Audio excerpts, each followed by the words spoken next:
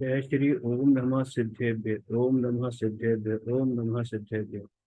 नमो अरिहंताणं नमो सिद्धाणं नमो आयर्याणं नमो उवचायाणं नमो लोए सव्वसाहुणं। मंगलम भगवान वीरो मंगलम गौतमो गणी मंगलम कुंद कुंदार्यो जैन धर्मोस्तु मंगलम।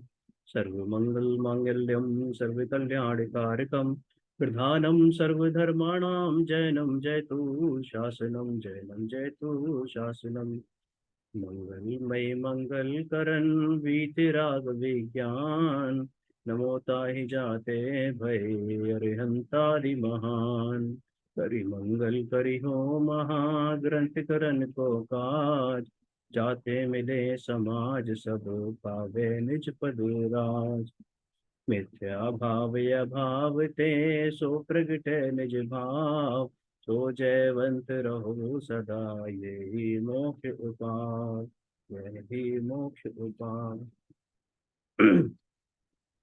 अपन ने कल कर्मों के अनादि बने की सिद्धि और उससे पहले कर्म बंधन का विधान पढ़ना स्टार्ट किया था और काफी कुछ हो गया था। अब यहाँ पर सेकंड लास्ट पैराग्राफ में सेकंड लास्ट लाइन हमने ये पढ़ा था कि कर्म और जीव का अनादि से संबंध चला आ रहा है। और फिर हमने ये भी जाना था कि द्रव्य कर्म और जीव, द्रव्य कर्म, भाव कर्म और नौ कर्म, इन तीनों का जो साइक्लिक ट्रायंगल है, एक दूसरे के ऊपर आश्रित होना, है ना। यानी कि जब जीव राग आदि करता है, राग आदि विकारी भाव करता है, और फिर उसके निमित्त से जो द्रव्य कर्म बनते हैं, और फिर उन द्रव्य कर्मों के निमित्त से द्रव्य कर्म जब उदय में आते हैं तो उसके निमित्त से नौ कर्मों का संयोग मिलता है। फिर उन नौ कर्मों के संयोग में फिर जीव वापस से राग आदि भाव करता है, फिर वो द्रव्य कर्म नए बंधते हैं। तो इस तरीके से तो ये रिपीटेशन चल रहा है और ये कभी खत्म होने वाला नहीं है। तो ऐसे कैसे संभव है? और इस रिपीटेशन को कहते हैं इतरेतराशय दोष। इतरेतराशय दोष, इतरेतराशय का मतलब होता है यही रिपीटेशन वाला दोष, कि बार बार इधर उधर जाके इतरेतराश्रय दोष। तो इसमें है क्या? वो कह रहे हैं कि ये दोष नहीं लगता यहाँ पर, इसमें ये वाला इतरेतराशय दोष नहीं लगता। कारण क्या है कि दोष इसलिए नहीं लगता है कि जब आपने, आपको जैसे नौ कर्म के संयोग मिले, उसमें आपने जो राग भाव किया, है ना, फर्स्ट टाइम पर जब आपने राग भाव किया, मतलब एक अभी से स्टार्ट हुआ मान लेते हैं, तो फर्स्ट टाइम पे आपने अभी राग भाव किया, तो आपके नए कर्म बंधे। जब वो नए कर्म बंधे और फिर जब वो उदय में आए, उनके निमित्त से उदय में आए, तो उसके निमित्त से फिर आपको जो है नौ कर्मों का नया संयोग मिला। अब जब वो संयोग मिला, फिर उसने जो आपने उन नौ कर्मों के संयोग में आपने राग भाव किया है, वो पहले वाले राग भाव की अपेक्षा डिफरेंट राग भाव है। यानी कि वो वाला राग भाव नहीं है जो पहले किया था।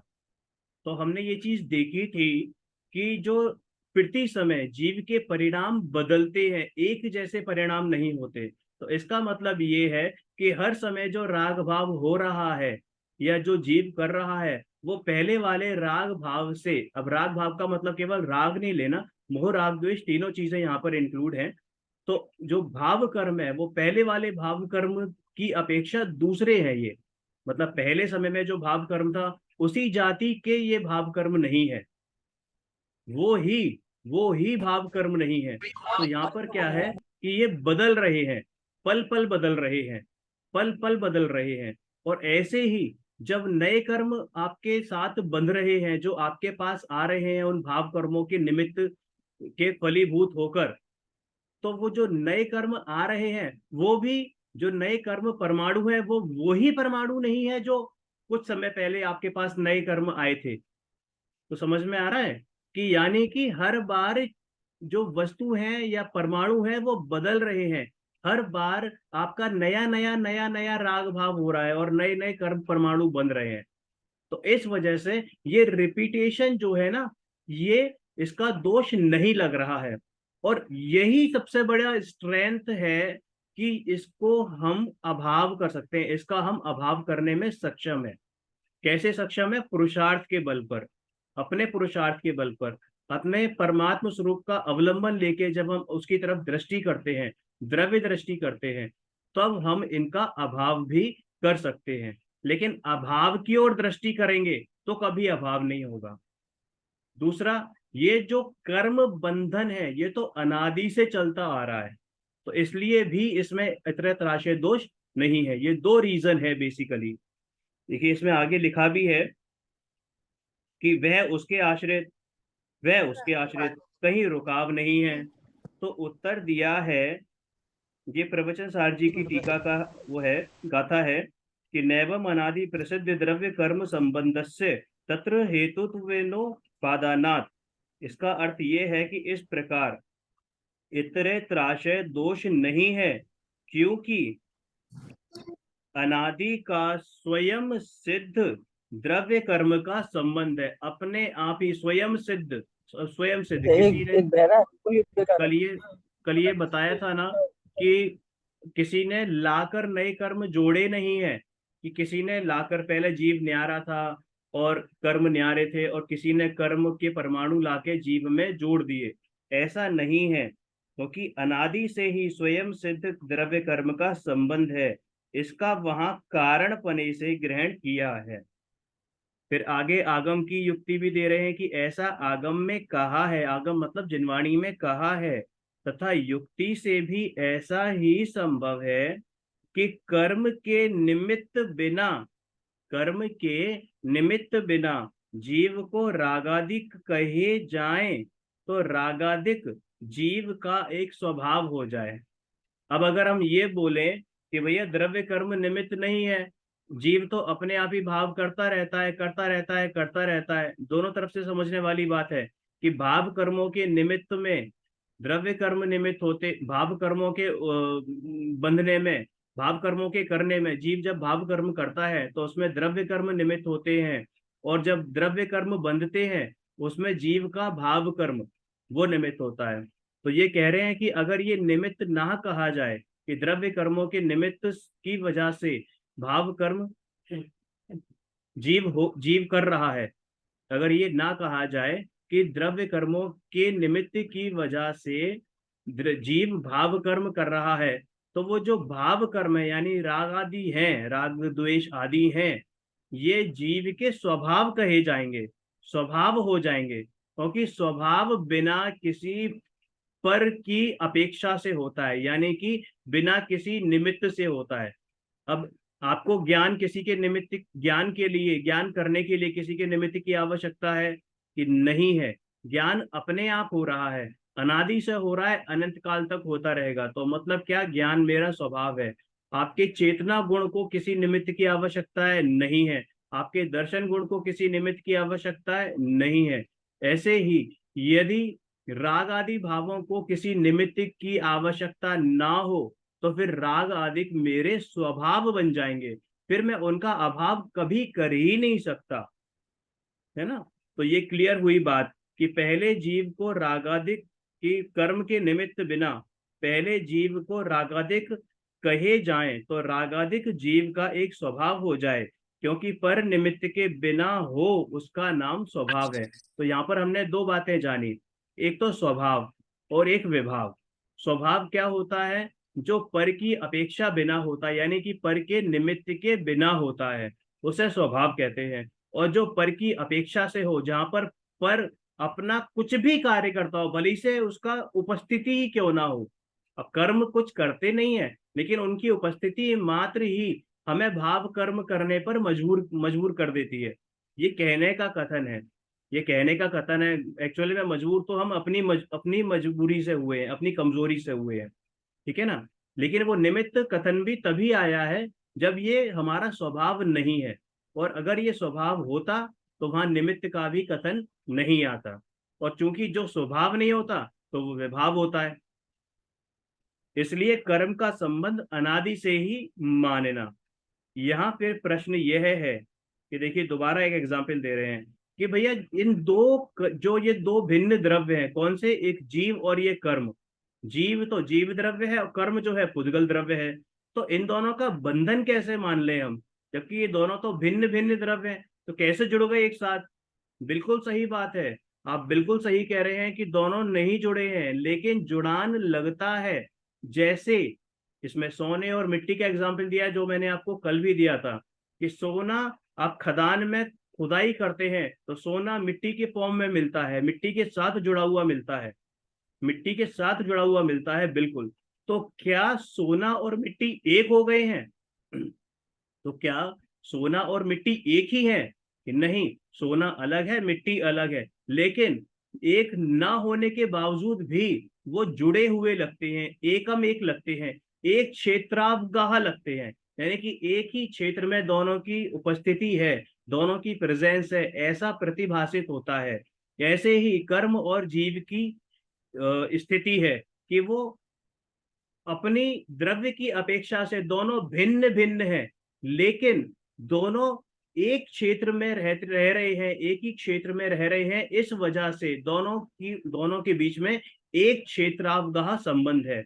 यानी कि इस आकाश में के जो प्रदेश हैं जिसमें जीव रह रहा है, उसी में ही कर्म के प्रदेश भी कर्म परमाणु भी रह रहे हैं।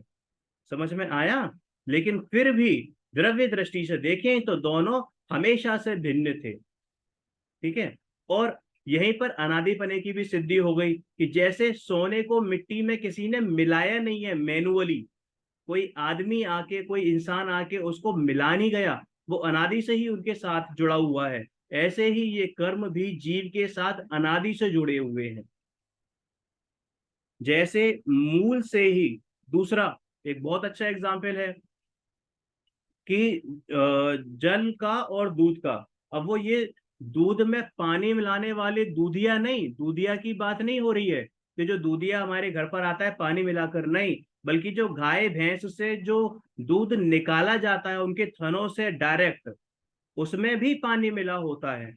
आप दूध, भैंस के या गाय के थन से आप दूध निकालोगे तो उसमें भी पानी मिला होता है। अगर वो पानी ना मिला हो, तो जो हंस के बारे में कहावत है कि वो दूध पी लेता है और पानी पानी छोड़ देता है, तो इसका मतलब क्या कि वो दूध में ऑलरेडी पानी मिला हुआ था, है ना?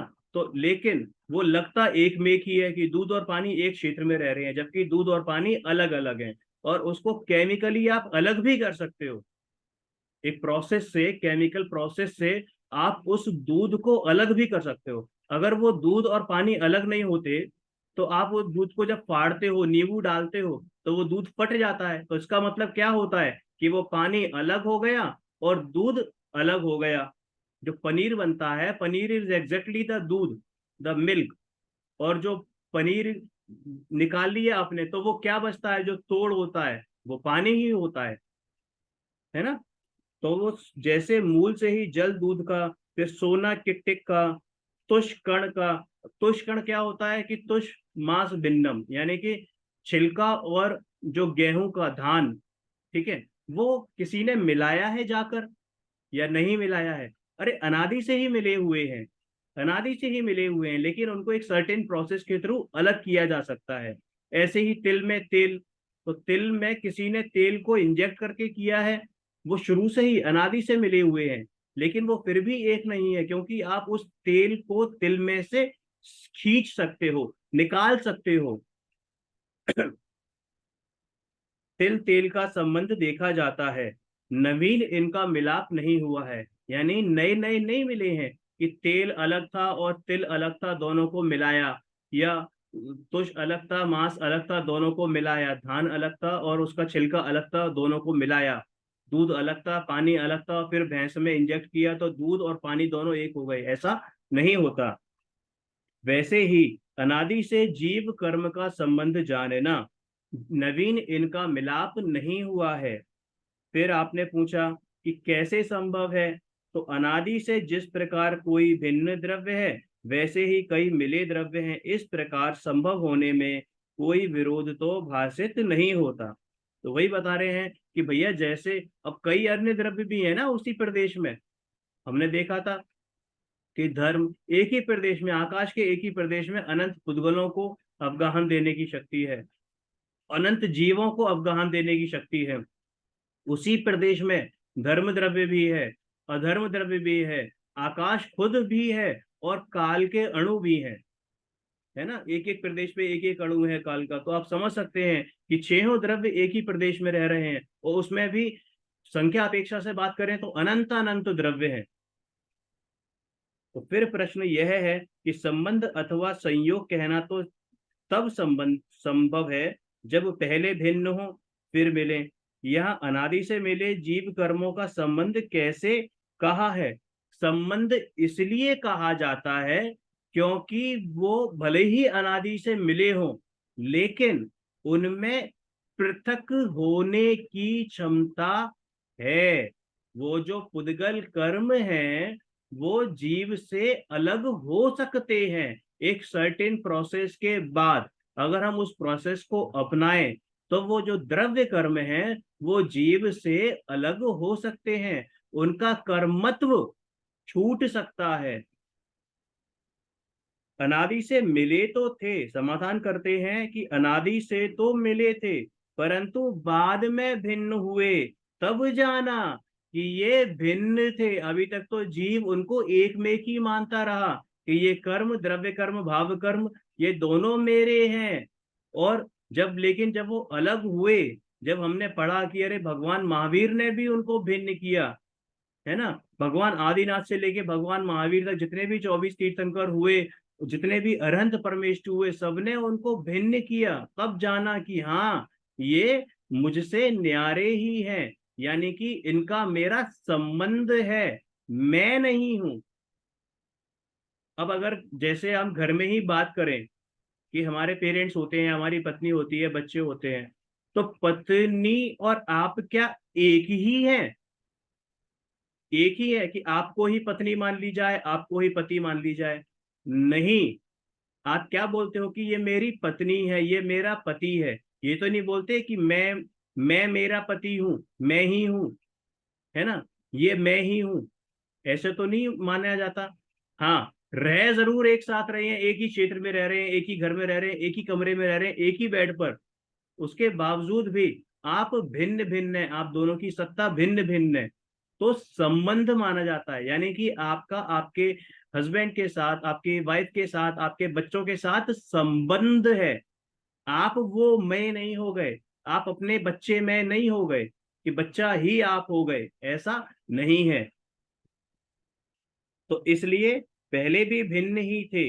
इस प्रकार अनुमान से, और फिर ये केवल ज्ञान में भी आया, इस प्रकार अनुमान से तथा केवल ज्ञान से प्रत्यक्ष भिन्न भाषित होते हैं। और ये भिन्न हुए, ये बात तो उन लोगों ने भिन्न करी जिन्होंने पुरुषार्थ किया, लेकिन जब भगवान की वाणी में भगवान ने अपने केवल ज्ञान में भी देख लिया कि प्रत्येक जीव के, ना सिर्फ उनके बल्कि प्रत्येक जीव के कर्म, प्रत्येक जीव और उसके जो कर्म परमाणु उसके चारों तरफ इर्द गिर्द हैं, उस सेम प्रदेशों में हैं, वो सब भिन्न हैं, उस जीव से अलग ही हैं। और ये बात तो केवली के ज्ञान में प्रत्यक्ष रूप से आती है।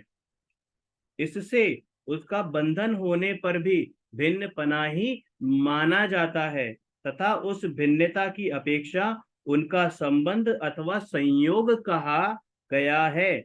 क्योंकि नए मिले या मिले ही हो, भिन्न द्रव्यों के मिलाप में ऐसा ही कहना संभव है। मतलब यही बात हो गई कि हमने नए मिले, मतलब नए उद्गल परमाणु आए और वो कर्म रूप हुए, या पहले से ही उसमें जुड़े हुए हैं, ठीक है ना, तो वो हैं तो भिन्न ही, द्रव्य की अपेक्षा से देखें तो हैं तो भिन्न ही, लेकिन प्रतिभाषित कैसे होते हैं, लगते कैसे हैं कि एक ही है, एक मेक है, मिले हुए हैं। इस प्रकार इन जीव कर्म का अनादि से संबंध जानना। अब ये भिन्नता भाषित कर रहे हैं। देखो अभी तक उन्होंने क्या बताया था कि हाँ, जीव कर्मों का अनादि से संबंध है। अब ये बताएंगे कि जीव और कर्म का संबंध अवश्य है, लेकिन दोनों भिन्न भिन्न हैं। वहां जीव द्रव्य तो देखने जानने रूप चेतना गुण का धारक है। कौन? जीव द्रव्य। जीव द्रव्य का क्या लक्षण? जीव द्रव्य का लक्षण जानने देखने। जीव द्रव्य का गुण क्या? चेतना गुण, ज्ञान गुण, दर्शन गुण, है ना, ये सब किसमें है? जीव द्रव्य में। तो वहां जीव द्रव्य तो देखने जानने रूप चेतना गुण का धारक है। तथा इंद्रिय गम्य ना होने योग्य अमूर्तिक है। इंद्रिय गम्य का मतलब कि इंद्रियों के ज्ञान, इंद्रियों से नहीं पहचाना जा सकता। जीव को आप इंद्रियों से नहीं देख सकते, इसलिए कैसा है? अमूर्तिक है। संकोच विस्तार शक्ति सहित है।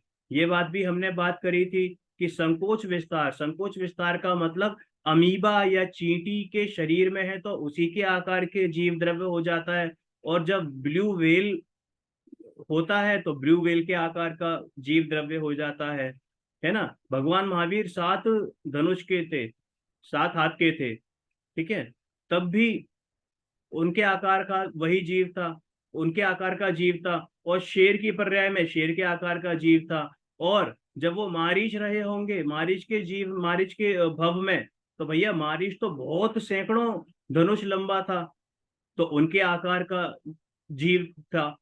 तो समझ में आया ना, यानी कि संकोच और विस्तार की, यानी कॉन्ट्रैक्शन और एक्सपेंशन, कॉन्ट्रैक्शन और एक्सपेंशन। जैसे स्पंज होता है ना, उसको आप कितना, रुई होती है रुई, उसको आप इतना कर लो और फिर फुला के खूब बड़ा कर दो, तो वैसे ही जीव की होती है। बड़ा स्थूल सा एग्जाम्पल है, सिर्फ समझाने की अपेक्षा से। संकोच विस्तार शक्ति सहित असंख्यात प्रदेशी एक द्रव्य है, लेकिन इस प्रोसेस में, यानी संकोच विस्तार में, कॉन्ट्रैक्शन एक्सपेंशन में, जीव द्रव्य का एक भी प्रदेश का लॉस नहीं होता और ना ही बढ़ोतरी होती है। यानी कि अगर चींटी के शरीर में वो जीव है तब भी असंख्यात प्रदेशी होगा, उतने ही प्रदेश होंगे। अगर वो बाद में जीव व्हेल मछली बना या हाथी बना तब भी उतने ही प्रदेश होंगे, बस प्रदेशों का आकार छोटा बड़ा होता रहेगा। तथा कर्म है वे चेतना गुण रहित हैं। और कर्म कैसे हैं? चूंकि पुद्गल हैं तो उनमें चेतना गुण तो है नहीं, जड़ हैं और मूर्तिक हैं। मूर्तिक हैं, भले ही हमें दिखाई ना देते हो, क्योंकि हमारी ज्ञान की अभी इतनी सामर्थ्य नहीं है, हमारे ज्ञान पे अभी आवरण है, लेकिन केवल ज्ञानी उसको साफ देख सकते हैं, उन कर्म पुद्गल परमाणुओं को साफ देख सकते हैं, इसलिए मूर्तिक हैं। क्योंकि पुद्गल में क्या होता है? स्पर्श रस गंध और वर्ण। वर्ण मतलब आप उसको देख सकते हो, छू सकते हो, सूंघ सकते हो, चख सकते हो, ठीक है। अनंत पुद्गल परमाणुओं का पिंड है, और वो एक परमाणु भी नहीं है कर्म परमाणु, कर्म परमाणु वो तो पिंड है किसके? अनंत पुद्गल परमाणुओं का, यानी स्कंद है। इसलिए एक द्रव्य नहीं है, मात्र एक द्रव्य नहीं है, अनंत पुद्गल परमाणुओं का पिंड यानी अनंत द्रव्य है। इस प्रकार ये जीव और कर्म है, इनका अनादि संबंध है। तो भी जीव एक द्रव्य, मैं एक द्रव्य, और मुझ में, मुझसे जुड़े हुए अनंत जो संबंध बता रहे हैं, तो वो कर्म पुद्गल परमाणुओं के साथ संबंध है, एक परमाणु के साथ नहीं है। मात मतलब वो अनंत है और मैं एक। तो भी जीव का कोई प्रदेश कर्म रूप नहीं होता। तो भी जीव का कोई भी प्रदेश या जीव खुद कर्म रूप नहीं हो जाता, और कर्म का कोई परमाणु जीव रूप नहीं होता, और वाइसी वर्षा, मतलब कर्म का कोई भी परमाणु जीव रूप नहीं होता। अपने अपने लक्षण को, यानी जो उनका स्वभाव है, जो उनका लक्षण है, क्या लक्षण है मेरा? चेतना। पुद्गल का क्या लक्षण है? स्पर्श रस गंध वर्ण, ये पुद्गल के लक्षण है, तो उनको धारण किए भिन्न भिन्न ही रहते हैं। जैसे अब आपने देखे होंगे एलॉय होते हैं, एलॉय। एलॉय क्या होते हैं? एलॉय मिक्सचर ऑफ टू और मोर मेटल्स, उन्हें एलॉय कहते हैं, है ना, साइंस की भाषा में एलॉय। अगर थोड़ा सा आपने मेटल्स के बारे में पढ़ा हो साइंस में, तो जैसे क्या होता है, नाइक्रोम होता है, नाइक्रोम, नाइक्रोम एक एलॉय है। तो उसमें क्या है? निकिल और क्रोमियम दोनों मिले हुए हैं, उनकी दोनों की मिली जुली पर्याय को नाइक्रोम कहा जाता है, जो उसमें भी काम आते हैं, आपके बिजली के वायर्स वगैरह में बनाने में, फ्यूज वगैरह बनाने में काम आते हैं, है ना। तो जो नाइक्रोम वायर्स होते हैं, नाइक्रोम जो होता है वो निकिल और क्रोमियम का मिली जुली पर्याय है, लेकिन एक सर्टेन प्रोसेस से आप उस नाइक्रोम में से निकिल और क्रोमियम दोनों को अलग कर सकते हो, यानी दोनों की क्वालिटीज, दोनों के मेल्टिंग पॉइंट, दोनों के बॉइलिंग पॉइंट, दोनों की रेसिस्टेंस सब अलग अलग होती है। इसका मतलब समझ गए? दोनों की रेसिस्टिविटी, सब अलग अलग है। इसका मतलब निकिल और क्रोमियम दोनों नाइक्रोम जब थे तब एक लग रहे थे, एक क्षेत्राभ का संबंध था, लेकिन फिर भी दोनों के लक्षण अलग अलग थे। निकिल की रेसिस्टिविटी कुछ, क्रोमियम की रेसिस्टिविटी कुछ, निकिल का मेल्टिंग पॉइंट कुछ, क्रोमियम का मेल्टिंग पॉइंट कुछ, इस तरीके से। ऐसे ही सोना चांदी का एग्जाम्पल दिया है यहाँ पर कि जब गोल्ड और सिल्वर को आप मिक्स करते हो तो ऐसा लगता है एक नया ही मेटल, सामने से दिखता है कि भाई ये सोना है, लेकिन नहीं, उसमें चांदी भी मिली हुई है। अब है क्या, सोने के जो लक्षण है वो चांदी ग्रहण नहीं कर सकता, और चांदी के जो लक्षण है वो सोना ग्रहण नहीं कर सकता। ठीक है ना। तो सोने और चांदी दोनों एक क्षेत्रावगाह होने के बावजूद भी दोनों के लक्षण भिन्न भिन्न हैं। यानी सोने का पीत आदि यानी कि पीलापन चांदी नहीं ले सकती, और चांदी का जो व्हाइटनेस होती है, सफेदी, वो सोना नहीं ले सकता। चांदी का मेल्टिंग पॉइंट अलग है ना, और रेसिस्टिविटी अलग है, गोल्ड की रेसिस्टिविटी और मेल्टिंग पॉइंट अलग अलग है। तो इस वजह से हमने जाना कि दोनों ही भिन्न भिन्न है, भले ही वो एक में एक हो रहे हैं। अमूर्तिक आत्मा से मूर्तिक कर्मों का बंधन किस प्रकार होता है? कि भैया आत्मा तो अमूर्तिक है और कर्म जो है मूर्तिक है, तो फिर बंधन कैसे मान लें हम, इस बात को कैसे स्वीकार कर लें? तो कहते हैं, यहाँ प्रश्न करते हैं। अब प्रश्न करने वाला कौन है? स्वयं पंडित जी साहब ही हैं। वो हमें समझाने के लिए खुद शिष्य बने हुए हैं कि मूर्तिक अमूर्तिक का बंधन होना बने। मूर्तिक मूर्तिक का, मूर्तिक मूर्तिक यानी कि कोई दो द्रव्य जो मूर्तिक हो, यानी जैसे दो पुद्गल परमाणु या दो पुद्गल स्कंद, वो दोनों मूर्तिक हो तो उनका बंधन होना समझ में आए। लेकिन अमूर्तिक और मूर्तिक जब दोनों जाति अपेक्षा भिन्न है, एक जीव द्रव्य है जो अमूर्तिक है और एक कर्म परमाणु जो पुद्गल द्रव्य है वो मूर्तिक है, तो कैसे दोनों कैसे बंध सकते हैं? तो कहते हैं कि जिस प्रकार व्यक्त इंद्रिय गम्य नहीं है। कौन? पुद्गल परमाणु। पुद्गल परमाणु इंद्रिय गम्य नहीं है हमारी, हम आंखों से नहीं देख सकते उनको, हम उसको स्पर्श नहीं कर सकते। पुद्गल परमाणु की बात हो रही है।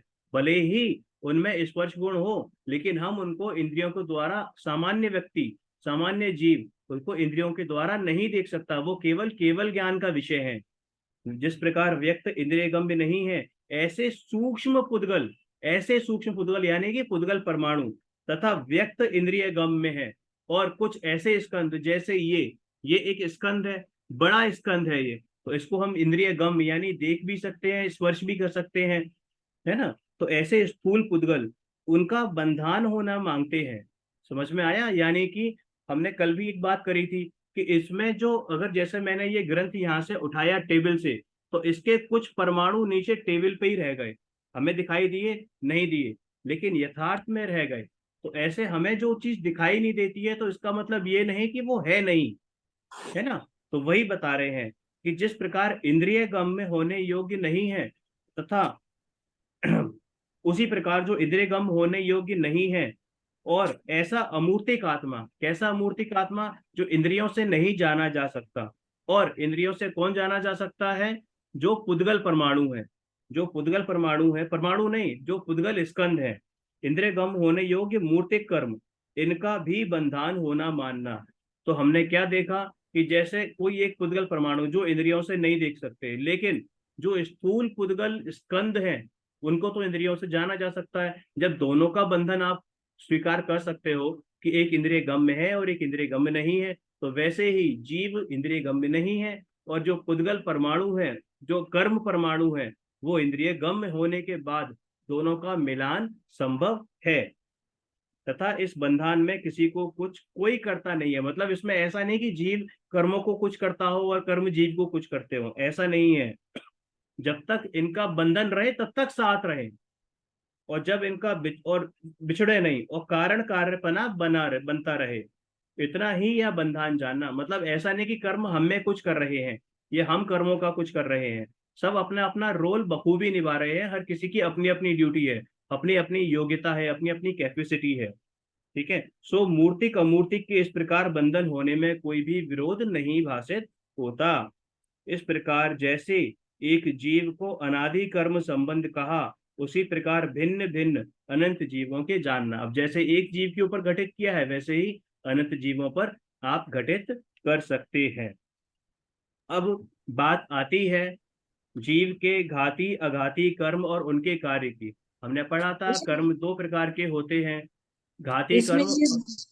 ये एक मिनट, ये व्यक्त का मतलब क्या होगा? जिस प्रकार व्यक्त इंद्रिय गम्य नहीं है, व्यक्त। व्यक्त, व्यक्त मतलब क्या कि इस प्रकार व्यक्त इंद्रिय गम्य नहीं है, मतलब ये कि जो व्यक्त है, व्यक्त मतलब जैसे पुद्गल परमाणु है, ठीक है, उनका हालांकि जो लक्षण है वो क्या है, स्पर्श, रस, गंध और वर्ण, लेकिन बावजूद उसके उसको आप इंद्रियों से नहीं देख सकते।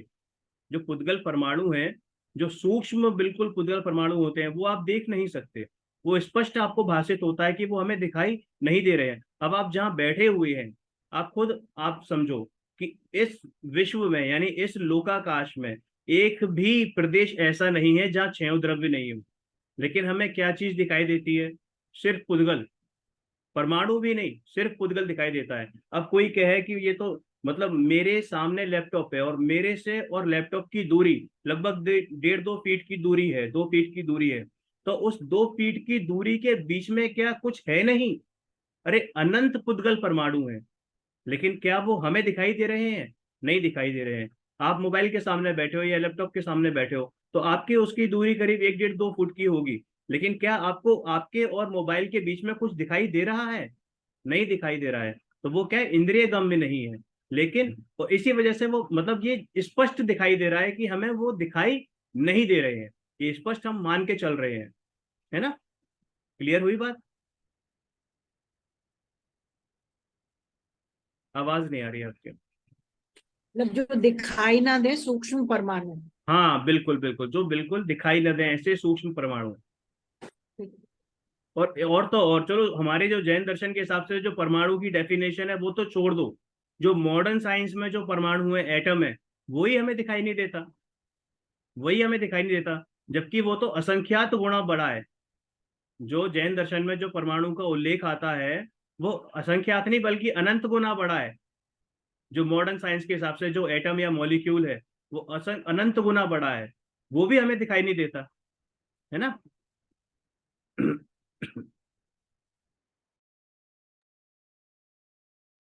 तो अघाती अघाती कर्म और उनका कार्य तथा वे कर्म ज्ञानावरण आदि भेदों से 8 प्रकार के हैं। अच्छा, ये पूरा है ना, ये पूरा पढ़ना पड़ेगा तो इसमें लगेगा टाइम, इसको हम कल करेंगे, आज हम यहीं रोकते हैं। ठीक है, कोई प्रश्न हो किसी का?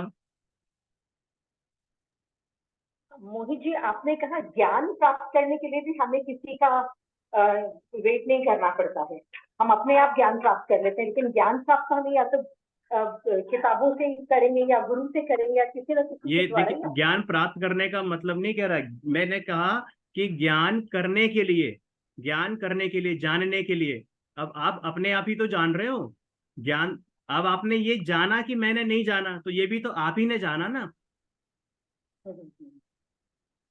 नहीं समझ में आई बात? जैसे हाँ। हम जा रहे हैं, अब किताबी पढ़ना ही केवल ज्ञान थोड़ी होता है, सारी चीजें ज्ञान की बात है। आप जो पढ़ रहे हो, वो भी आपने जाना कि हाँ मैं पढ़ रही हूँ, जो शब्द हैं वो भी आपने जाने, है ना? अब जो समझ में आया नहीं आया वो तो क्षयोक्षम ज्ञान की बात है। जो समझ में आया या नहीं आया वो क्षयोक्षम ज्ञान की बात है। लेकिन जानना कभी नहीं रुकता, जानना कभी नहीं रुकता। आप कहीं रास्ते में जाते हो, ठीक है, और बारिश आ गई, तो ये जाना ना बारिश आ रही है, और तुरंत आपकी छतरी बाहर आ जाती है। धूप निकलती है तो तुरंत आपका आप गर्मी लगने लगती है आपको, इसका मतलब आपने जाना कि भाई गर्मी है ना? तो जानना तो कभी नहीं रुकता। इवन आप जब सोते हो तब भी जानना चलता रहता है। अगर ऐसा नहीं हो तो आप जड़ हो जाओ। और इसका देखो, आप सपने देखते हो, रात को जब सोते हैं तो सपने देखते हैं, तो सपने जब देखते हैं तो वो बिना ज्ञान के आ ही नहीं सकते। जब ज्ञान है तभी तो आपने इमेजिन किया सपनों में भी, और वो आपने जानबूझ के किया क्या? अपने आप ही हुआ। क्या आपका आपके ड्रीम्स पर कंट्रोल है? नहीं है। कई सारे ऐसे इनवॉलेंट्री एक्शंस होते हैं जिन पे हमारा कंट्रोल नहीं होता, फिर भी हम हमारा वो काम हो जाता है। अब जैसे आप हार्ट बीट हो रही है आपकी, तो वो इनवॉलेंट्री एक्शन है ना? अब आप जैसे किचन में खाना बनाते हो और अचानक से आपका हाथ गर्म तवे से लग जाता है, तो क्या आप चाहते हो कि वो तवे से मैं हाथ हटाऊं या लगा रहे? वो अपने आप ही होता है, तो ये आपको मालूम भी नहीं पड़ता। यानी कि ज्ञान तो 24 घंटे, 24 आवर इंटू 7, बल्कि प्रत्येक समय अपना कार्य कर ही रहा है। वो जो ज्ञान प्राप्त करने की आप बात कर रही हो, वो तो क्षेपक्षम ज्ञान है। और जो प्राप्त करने का मतलब ये होता है कि पहले तो हमें भान करना है कि मैं कौन हूं। और वो हमें, ये जो शास्त्र हैं वो हमें सिर्फ रास्ता बताते हैं, उस पे चले ना चले वो हमारा निर्णय है। और ये शास्त्र भी निमित्त तब कहे जाएंगे जब हम उस पे चलेंगे और हमारा कल्याण होगा, वरना शास्त्र भी निमित्त नहीं कहे जाएंगे। क्लियर हुआ थोड़ा सा? हाँ जी, पूरा क्लियर हो गया। जी, थैंक यू। ठीक है ना? तो वाइंड अप करें, चलिए। निज निधि निज में बताइए, अनंत उपकार है उसके लिए, जिन वाणी माँ को वंदना शत बार है।